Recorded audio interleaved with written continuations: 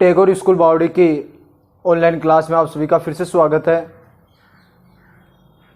सभी स्टूडेंट्स को good morning. आज जो हमारी जो क्लास है उसका 26वां दिन है।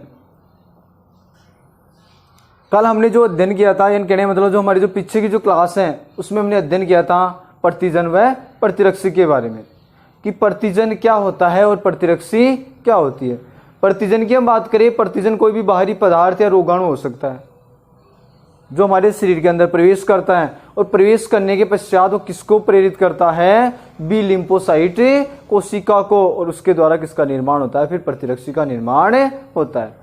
फिर हमने पढ़ा कि प्रतिरक्षी क्या है। तो प्रतिरक्षी के बारे में हमने अध्ययन किया कि जो एंटीजन के कारण या प्रतिजन के कारण बी लसिकाणु द्वारा किसका निर्माण होता है? प्रतिरक्षी का निर्माण होता है। और जैसे हम बात करें कि वो जिसमें मुख्यतः किस प्रकार की प्रकृति के होते हैं? प्रोटीन प्रकृति के होते हैं।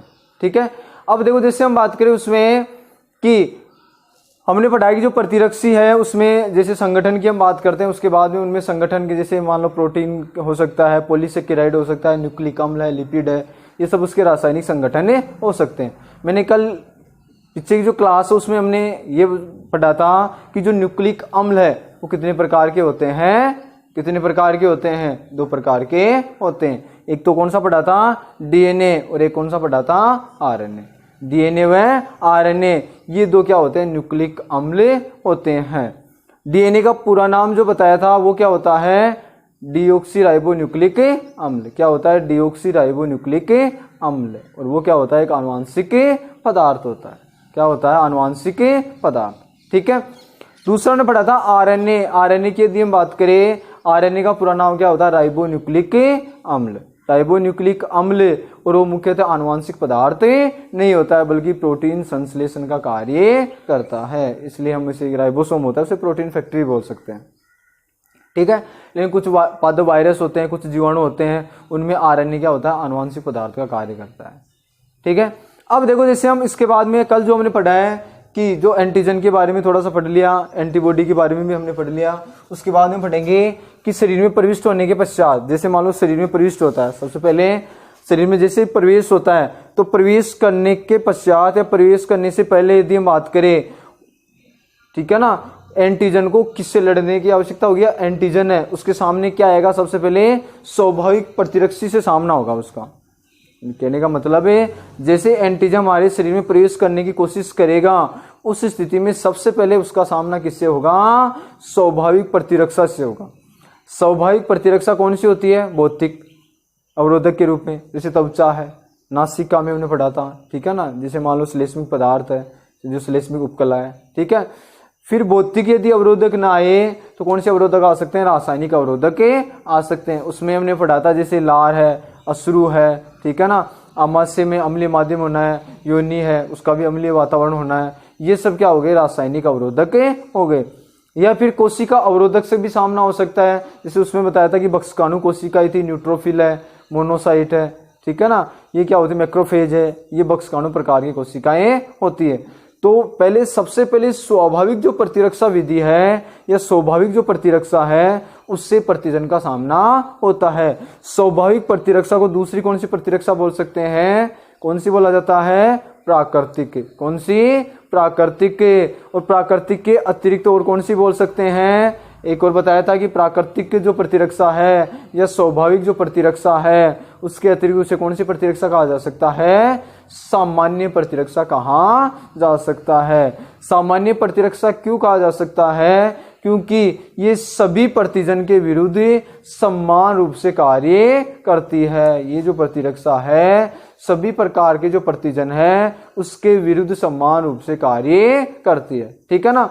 तो सबसे पहले स्वाभाविक प्रतिरक्षा से उनका सामना होगा, और स्वाभाविक के बाद में कौन सी प्रतिरक्षा से सामना होगा? उपार्जित प्रतिरक्षा से। ठीक है ना।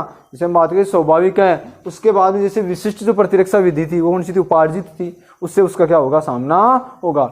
विशिष्ट का मतलब यह है कि इस प्रकार की जो प्रतिरक्षा होती है वो विशिष्ट जो प्रतिरक्षा होती है विशिष्ट प्रतिजन पर कार्य करती है, यानी कहने का मतलब दूसरे प्रतिजन पर कार्य नहीं करती है। उस प्रकार क्या होता है? विशिष्ट प्रतिरक्षा से सामना होता है। हो गया।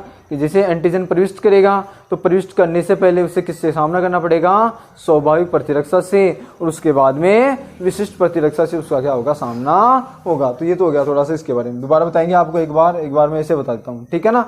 फिर देखो जैसे हम बात करें कि जो प्रतिजन होता है वो प्रतिरक्षी से विशिष्ट रूप से संयोजित होता है, ठीक है ना, विशिष्ट रूप से क्या हो जाता है, संयोजित हो जाता है, और संयोजित होने के बाद में प्रतिजन प्रतिरक्षी प्रतिक्रिया होती है। यानी प्रतिजन की हम बात करें कि प्रतिजन विशिष्ट प्रतिरक्षी से संयोजित हो जाता है, ठीक है ना, और प्रतिजन प्रतिरक्षी प्रतिक्रिया का निर्माण करता है। प्रतिजन प्रतिरक्षी प्रतिक्रिया उत्पन्न हो जाती है, ठीक है ना।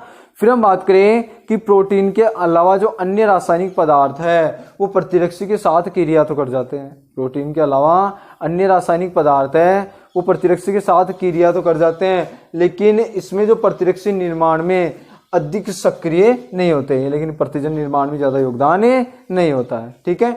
फिर देखो जैसे हम बात करें कि प्रतिजन जो प्रतिरक्षी जो प्रतिक्रिया होती है उसमें संपूर्ण अणु के साथ क्रिया नहीं होती है, ठीक है ना, संपूर्ण अणु के साथ क्रिया नहीं होती है। यानी जो प्रतिजन होता है वो संपूर्ण प्रतिरक्षी की से साथ प्रतिक्रिया नहीं करता है, बल्कि एक विशिष्ट अंश से ही प्रतिरक्षी से जुड़ते हैं। यानी एक विशिष्ट अंश से जुड़ते हैं, उसे एंटीजनी निर्धारक कहा जाता है। एक विशिष्ट क्या हो जाता है, अंश से जुड़ा जाता है, जिसे एंटीजनी निर्धारक कहा जाता है, या उसका दूसरा नाम होता है एपिटोप। ध्यान रखना, ये परीक्षा दृष्टि से बढ़िया क्वेश्चन है कि एपिटोप क्या है। तो एपिटोप में हम क्या लिखेंगे कि जो एंटीजन होता है वो संपूर्ण अणु के रूप में प्रतिरक्षी से प्रतिक्रिया नहीं करता है, बल्कि एक विशिष्ट अंश ही क्या करता है, उससे क्रिया करता है। उसे एंटीजन निर्धारक या उसे क्या बोल सकते हैं हम, एपिटोप बोल सकते हैं। उसे एंटीजन निर्धारक या क्या कहा जाता है, एपिटोप कहा जाता है। ये ध्यान रखने वाली बात है, ठीक है। फिर हम बात करें कि प्रोटीन में लगभग 6 से 8 क्या हो सकते हैं, अमीनो अम्ल भी हो सकते हैं। अमीनो अम्ल की संख्या कितनी होती है, 6 से 8, ठीक है ना। तो ये जो हमारा उसमें जो हमने लिखा है, उसके बाद में हम क्या लिखेंगे, देख लो एक बार कि शरीर में प्रविष्ट होने के पश्चात प्रतिजन का सामना सर्वप्रथम स्वाभाविक प्रतिरक्षी विधियों से होता है। कौन से, स्वाभाविक प्रतिरक्षी विधियों से। उसमें भौतिक अवरोधक भी आ गया, रासायनिक अवरोधक भी आ गया, और कोशिका अवरोधक भी आ गया। उससे सबसे पहले उनका सामना होता है, ठीक है ना। इसीलिए तो बात करें कि जो हमारे शरीर में प्रतिरक्षा पाई जाती है उसी कारण तो हम आसानी से बीमार नहीं होते, ठीक है ना। उसके पश्चात प्रतिजन विशिष्ट प्रतिरक्षा विधि को क्या करता है, सक्रिय करता है। फिर जैसे प्रवेश करता है तो अंदर जो विशिष्ट प्रकार की जो सक्रिय जो विशिष्ट जो है, ठीक प्रकार की जो प्रतिरक्षा है उसको सक्रिय करने का कार्य करता है, ठीक है। फिर उसके बाद हम लिखेंगे कि प्रतिजन विशिष्ट प्रतिरक्षी से संयोजित हो प्रतिजन प्रतिरक्षी प्रतिक्रिया करते हैं। यानी जो प्रतिजन है वो विशिष्ट प्रतिरक्षी से क्या हो जाता है, संयोजित हो जाता है। प्रतिजन एंटीजन की हम बात करें, किसी विशिष्ट प्रतिरक्षी के साथ संयोजित होकर किसका निर्माण करता है, प्रतिजन प्रतिरक्षी प्रतिक्रिया करने लग जाता है। यानी आपस में क्रिया करने लग जाते हैं। और प्रोटीन के अलावा, प्रोटीन के अतिरिक्त अन्य रासायनिक पदार्थ प्रतिरक्षी के साथ क्रिया तो कर सकते हैं, ठीक है ना, लेकिन ये प्रतिरक्षी निर्माण में अधिक सक्रिय नहीं होते हैं। यानी इनके द्वारा प्रतिरक्षी का निर्माण नहीं होता है ज्यादा सक्रिय रूप से, ठीक है ना। क्रिया तो कर सकता है लेकिन ये सक्रिय रूप से ज्यादा प्रतिरक्षी का निर्माण नहीं करते हैं, ठीक है। फिर देखो जैसे हम बात करें, हम उसके बाद में पढ़ेंगे कि प्रतिजन संपूर्ण अणु के रूप में प्रतिरक्षी से प्रतिक्रिया नहीं करते हैं। यानी संपूर्ण अणु इसके साथ प्रतिरक्षी के साथ कोई भी प्रतिक्रिया नहीं करता है, बल्कि इसके कुछ विशिष्ट अंश ही, यानी बहुत कम भाग या बहुत कम अंश जो होते हैं वो ही प्रतिरक्षी से क्या होते हैं, जुड़ते हैं। इन्हीं अंशों को क्या कहा जाता है, एंटीजन निर्धारक कहा जाता है। इन्हीं अंशों क्या बोलते हैं, एंटीजन निर्धारक। एंटीजन निर्धारक या इसे क्या बोलते हैं, एपिटोप। ये परीक्षा दृष्टि से क्या है, इंपॉर्टेंट है कि एपिटोप क्या है। तो हम बात करेंगे कि प्रतिजन संपूर्ण अणु के रूप में प्रतिरक्षी से प्रतिक्रिया नहीं करता है, बल्कि इसके कुछ विशिष्ट अंश ही प्रतिरक्षी से जुड़ते हैं। इन्हीं अंशों को क्या कहा जाता है? एंटीजन निर्धारक। क्या कहा जाता है? एंटीजन निर्धारक। या दूसरा इसका नाम क्या है? इसे क्या बोल सकते हैं? एपिटोप। क्या बोल सकते हैं? एपिटोप। तो अब आप एपिटोप की परिभाषा बताओगे कि एपिटोप क्या है या एंटीजन निर्धारक क्या है। तो उसकी परिभाषा हम क्या लिखेंगे कि प्रतिजन संपूर्ण अणु के रूप में प्रतिरक्षी से प्रतिक्रिया नहीं करता है, बल्कि इसके कुछ विशिष्ट अंश ही प्रतिक्रिया करते हैं। इन अंशों को एपिटोप या एंटीजनी निर्धारक कहा जाता है। ठीक है।